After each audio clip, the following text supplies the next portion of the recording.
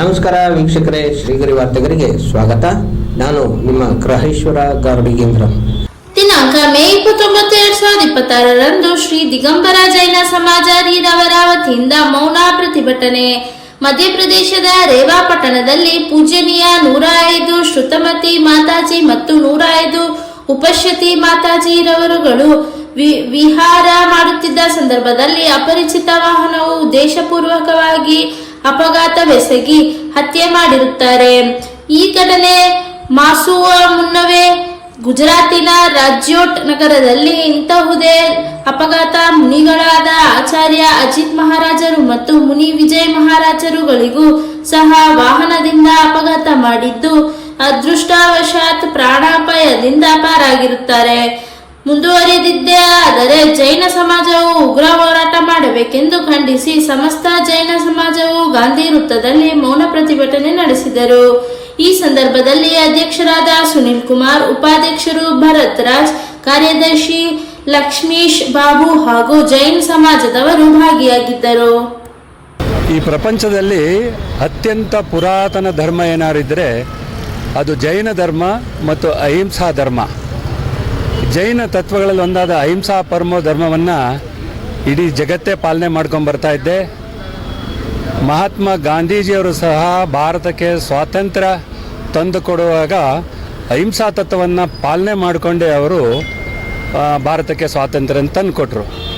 ಈ ನಿಟ್ಟಿನಲ್ಲಿ ಅಹಿಂಸಾ ತತ್ವ ನಮ್ಮ ಭಾರತ ದೇಶದಲ್ಲಿ ಭಾಳ ಮಹತ್ವ ಪಡ್ಕೊಂಡಿದೆ.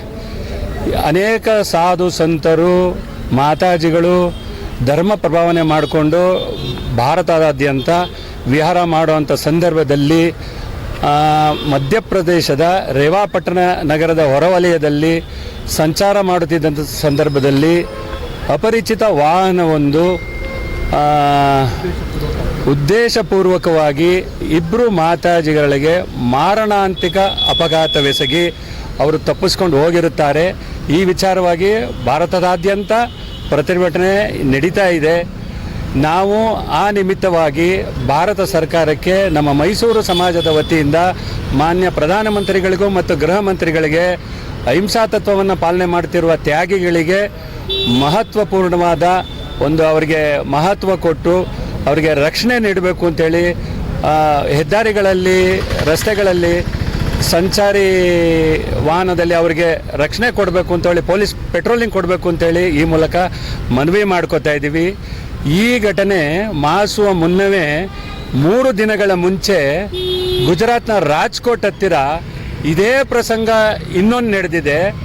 ಇಬ್ಬರು ಶ್ವೇತಾಂಬರ ತ್ಯಾಗಿಗಳು ನಡೆದುಕೊಂಡು ಹೋಗಬೇಕಾದ್ರೆ ಇದೇ ಥರ ಕಾರ್ನಲ್ಲಿ ಬಂದು ಗುದ್ದು ಅವ್ರಿಗೂ ನಮಗೇನಂದರೆ ಅದೃಷ್ಟವಶಾತ್ ಇಬ್ಬರ ಪ್ರಾಣನೂ ಉಳ್ಕೊಂಡಿದೆ. ಭಾಳ ಸೀರಿಯಸ್ ಆಗಿದ್ದಾರೆ, ಹಾಸ್ಪಿಟ್ಲಲ್ಲಿ ಇದ್ದಾರೆ, ಅವರು ಚೇತರಿಸ್ಕೋತಾ ಇದ್ದಾರೆ. ಹೀಗೆ ನಮಗೆ ಅಹಿಂಸಾ ತತ್ವ ಪಾಲನೆ ಮಾಡ್ತಾರೆ ಅವರಿಗೆ ತ್ಯಾಗಿಗಳಿಗೆ ಜೈನ ಧರ್ಮೀಯರಿಗೆ ರಕ್ಷಣೆ ಕೊಡಲೇಬೇಕು ಅಂತ ಹೇಳಿ ನಾವು ಈ ಮೂಲಕ ಸರ್ಕಾರಕ್ಕೆ ಒತ್ತಾಯ ಮಾಡ್ತಾ ಇದ್ದೇವೆ. ಇದೇನಾದ್ರು ಮುಂದಿನ ದಿನಗಳಲ್ಲಿ ತಡ ಆದರೆ ಜೈನರು ಭಾಳ ಉಗ್ರ ಹೋರಾಟ ನಡೆಸ್ತೇವೆ ಅಂತ ಹೇಳಿ ಈ ಮೂಲಕ ಮನವಿ ಮಾಡ್ಕೋತಾ ಇದ್ದೇವೆ. ಇಂದು ಮೌನ ಮೆರವಣಿಗೆ, ಹೌದು, ಮೌನ ಪ್ರತಿಭಟನೆ ಗಾಂಧಿ ವೃತ್ತದಲ್ಲಿ ಮೌನ ಪ್ರತಿಭಟನೆ ಮಾಡ್ತಾ ಇದ್ದೇವೆ. ತದನಂತರ 1 ದಿನ 2 ದಿನ ತದನಂತರ ನಾವು ಒಂದು ಪತ್ರದ ಮುಖೇನ ಮಾನ್ಯ ಜಿಲ್ಲಾಧಿಕಾರಿಗಳಿಗೆ ಮನವಿ ಪತ್ರ ಕೇಂದ್ರ ಸರ್ಕಾರಕ್ಕೆ ಸಲ್ಲಿಸಲಿದ್ದೇವೆ. ನನ್ನ ಹೆಸರು ಸುನಿಲ್ ಕುಮಾರ್ ಜೈನ್ ಅಂತ, ಅಧ್ಯಕ್ಷ ಮೈಸೂರು ದಿಗಂಬರ ಜೈನ ಸಮಾಜನಾಗಿ ಸೇವೆ ಮಾಡ್ತಾ ಇದ್ದೀನಿ. ಮತ್ತೆ ಮುಂದಿನ ವಾರ್ತೆಗರಿಯಲ್ಲಿ ಭೇಟಿಯಾಗೋಣ. ಶ್ರೀಗರಿ ನಿಮ್ಮ ಮನದಾಳದ ಗರಿ. ನಮಸ್ಕಾರ.